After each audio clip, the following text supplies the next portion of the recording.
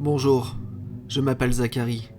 Je suis physicien au sein du CERN et également responsable du projet Big Bang, qui pour l'heure est un échec monumental. Par ailleurs, je suis aussi le dirigeant de l'expédition de ce qui résulte du programme Big Bang. Sur les 17 membres de l'expédition, je suis le seul survivant. En ce moment, je me trouve dans une caverne, à l'abri de ces choses. Le robot qui est avec moi a dû vous transmettre mon témoignage. Vous ne comprenez pas de ce que je veux dire ?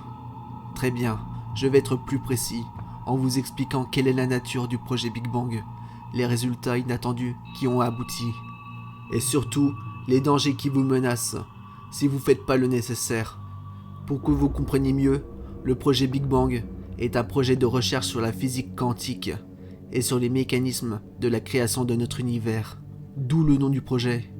Et tout ça, financé principalement par le CERN depuis presque 10 ans maintenant, et dont une 50aine de personnes travaillaient autour de ce projet.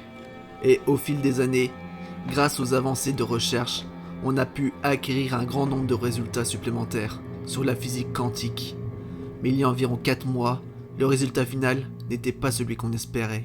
En effet, après une énième expérience avec le collisionneur de Hadron, tout a dérapé.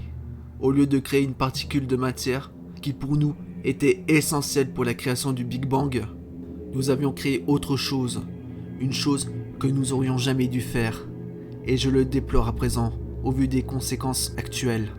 À la place d'une particule, nous avions créé un trou de verre qui, au fil des secondes après sa création, s'est élargi jusqu'à prendre la circonférence du tunnel où se trouve le collisionneur de Hadron.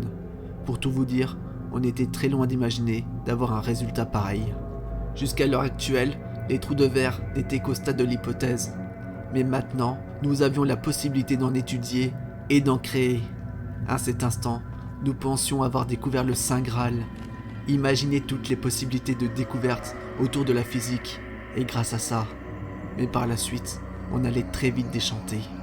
Au début, on avait envoyé des robots dotés d'une caméra à travers le trou de verre. Un peu comme dans le film Stargate.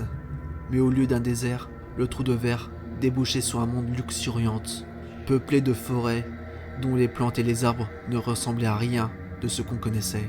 Mais aucune trace d'être vivant ou mobile. Après des semaines de tests, on découvrait également que le monde, ou la planète, possédait le même taux en oxygène. À ce moment-là, et grâce aux appuis des hautes instances du CERN, le projet Big Bang changea littéralement de cap. Après moult tests biologiques sur le trou de verre qui se révélèrent concluantes, le CERN commandita une expédition pour ce nouveau monde, auquel je fus le dirigeant. Comme vous le savez déjà, l'expédition se composerait de plusieurs membres. 6 biologistes, 3 militaires, 7 médecins arboristes et moi. Mais avant de partir en expédition, on ne s'était jamais posé la question sur le pourquoi il n'y avait aucun être vivant dans ce monde. Une question sur laquelle on aurait dû se pencher, mais qu'on a omis. Et maintenant, je le regrette très amèrement. À cause de notre imprudence, la planète Terre court à sa perte, à cause de la végétation de l'étrange monde. À votre avis, pourquoi il n'y a pas d'animaux sur cette planète ?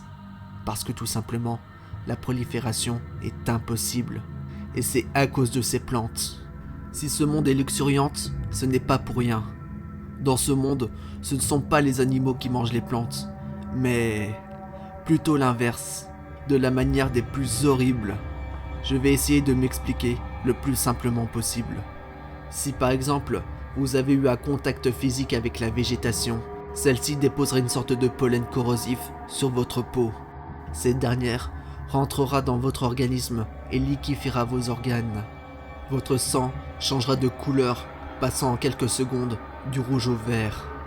Et pour finir, votre peau fera émerger des boursouflures qui s'éclateront, faisant disperser des nuages de pollen. À partir de là, il sera trop tard pour la personne qui a entré en contact avec la végétation.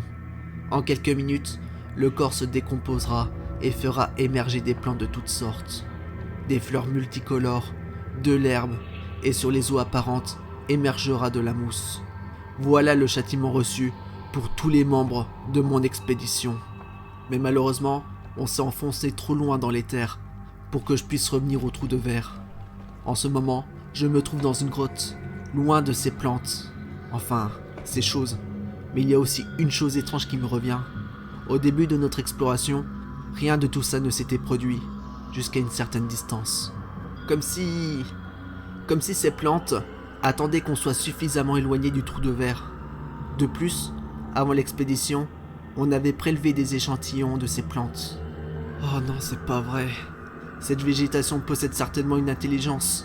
Et du coup, ils veulent passer dans notre monde au moyen du trou de verre. Condamnez le grand collisionneur tout de suite. C'est votre seule chance.